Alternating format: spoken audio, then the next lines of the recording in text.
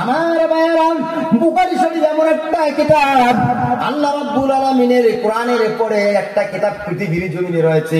সেই কিতাবটা আল্লাহর কোরআনের পরেই হলো as-সহিহুল বুখারী। বুখারী শরীফ একটা বিশাল বড় কিতাব, 7টা 8টা খণ্ড আছে। ওই বুখারী শরীফ বিশাল বড় একটা কিতাব আছে। ওই কিতাবের প্রথমে শুরুতে বুখারী আলাইহি রহমা বুখারী শরীফের বাবের শুরুতে, কিতাবের শুরুতে একটা হাদিস নিয়ে এসেছেন ইমামে বুখারী, ইন্নামাল আমালু বিন্নিয়াত, অর্থাৎ প্রত্যেকটা কাজ নিয়তের উপর নির্ভর করে। প্রত্যেকটা কাজ, ওরে মা আমি যদি দান করি রে মা, আমার মাবুদ মাওলা যেন খুশি হয়ে যায়। আমার ভাইয়েরা, আমি যদি আল্লাহর রাস্তায় দান করি, আমার একটা নিয়ত থাকবে আল্লাহ যেন আমার খুশি হয়ে যায়। একটা নিয়ত থাকবে। বুখারী শরীফের প্রথম হাদিস, ইন্নামাল আমালু বিন্নিয়াত, অর্থাৎ সমস্ত কাজ নিয়তের উপর নির্ভর করে।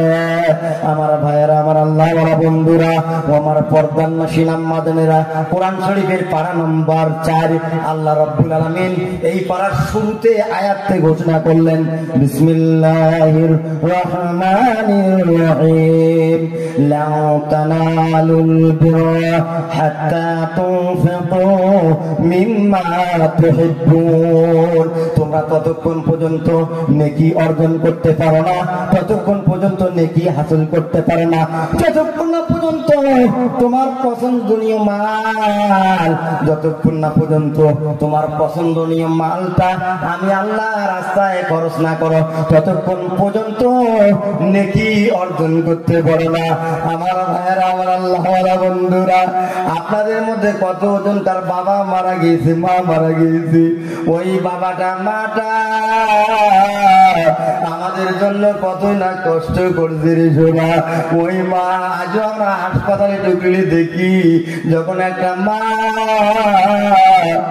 বাচ্চাকে জন্ম দেয়, এমনকি ওই মাটা সারা দেহ মায়ের রক্তাক্ত হয়ে যায়, এমনকি বাচ্চার জন্ম দিয়ে বাচ্চা জীবিত থাকে, কত মা পৃথিবীর জমিন থেকে বিদায় নিয়ে চলে যায়। কথা ঠিক কি না? আমার ভাইয়েরা, আমার আল্লাহওয়ালা বন্ধুরা, গভীর রাত্রে আপনাদেরকে অনুরোধ করি রে বাবা, আপনাদের মধ্যে যাদের বাবা আছে, মা আছে, আপনারা যদি বাবা মার সঙ্গে অন্যায় করে থাকেন, বাবা মার সঙ্গে যদি ত্রুটি করে থাকেন, আপনারা আজকে তওবা করে নেবেন এই মাহফিলের মধ্যে। আপনারা যতই নামাজ পড়েন না কেন, আপনারা যতই কোরবানি করেন না কেন, আপনারা যতই রমজান মাসে রোজা রাখেন না কেন, আপনার জন্ম দুঃখিনী মা, আপনার বাবা,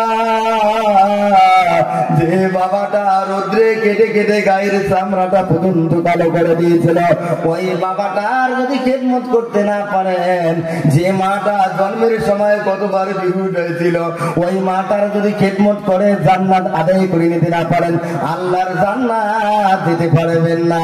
আমার ভাইয়েরা, আমার আল্লাহওয়ালা বন্ধুরা, এই পৃথিবীর জমিনে 4টা ইমামের মধ্যে সর্ববড় ইমাম, সব থেকে বড় ইমাম হচ্ছে ইমাম আবু হানিফা।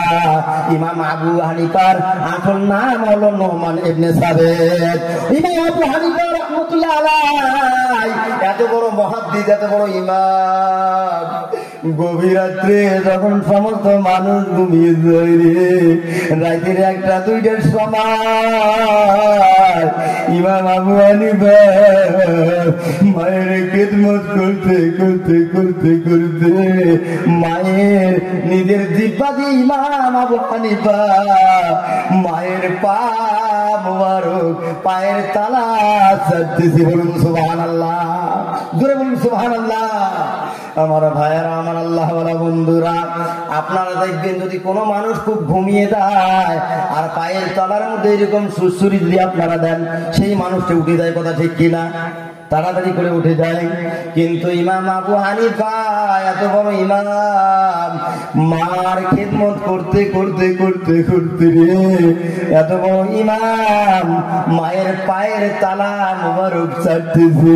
মা থেকে দেখে ইমাম আবু হানিফা, ব্যাপারটা কি? তুমি কেন আমার পায়ের তালা চাটতেছো রে বাবা?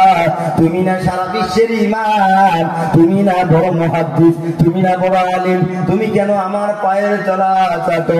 আল্লাহ রাব্বুল আলামিনের বান্দা আবু হানিফা রাহমাতুল্লাহ আলাইহি বলেন, মা তোমার নজরে এইটা হলো ওই পায়ের তলা মা, কিন্তু আল্লাহর নজরে আল্লাহর নবীর ভাষায় আমি মা তোমার পায়ের তলায় চাটি না, আমি আল্লাহর জান্নাতের তলদেশে চাটতেছি। করে বলুন সুবহানাল্লাহ।